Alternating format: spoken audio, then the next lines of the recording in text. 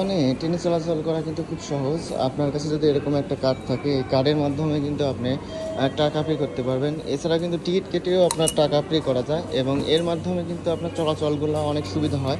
কারণ আপনাকে খুচরা টাকা বা টিকিট কেনার যে ঝামেলা সেটা পোহাতে হয় না। তো আমার কাছে যেটা দেখতেছেন এটা হচ্ছে সুইকা কার্ড। তবে এটা আমি তেইগি করে নিয়েছি। তেইগি করার কারণে আমি ৩টা স্টেশন প্রতিদিন ফ্রি যাইতে পারবো, আপনার ৬টা মাস ফ্রি যেতে পারবো। কারণ কি আপনার কোম্পানি থেকে এটা করে দিয়েছে। আর এর কারণে আপনার যে প্রতিদিন যে লোকাল ভাড়া, সেই লোকাল ভাড়ার কিন্তু অর্ধেক টাকা লাগবে। যদি আমি প্রতিদিন মনে করেন যে এই ৩টা স্টেশনে টিকিট কেটে যাই, তাহলে কিন্তু আপনার ৬ মাসে প্রায় ১ লক্ষ ইয়েনের মতো লাগবে। তো এই যে তেইগি কার্ডটা সুইকা কার্ডের, এটা কনভার্ট করে দিয়েছে। ৩টা স্টেশন কিন্তু রেজিস্ট্রেশন করে দিয়েছে একদম। এখানে ৩টা স্টেশন রেজিস্ট্রেশন করা আছে।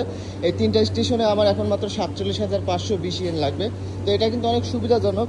জাপানে যারা থাকেন তারা অবশ্যই কিন্তু যারা নিয়মিত রেলে যাতায়াত করেন, অর্থাৎ কোম্পানি থেকে এক স্টেশন থেকে আরেক স্টেশনে এরকম, তারা কিন্তু এভাবে এরকম একটা তেইকি কাট করে নিতে পারেন। তাহলে কিন্তু আপনার ভাড়া প্রায় অর্ধেক লাগবে এবং আপনি অনায়াসে কিন্তু আপনার নিশ্চিন্তভাবে কিন্তু চলাফেরা করতে পারবেন।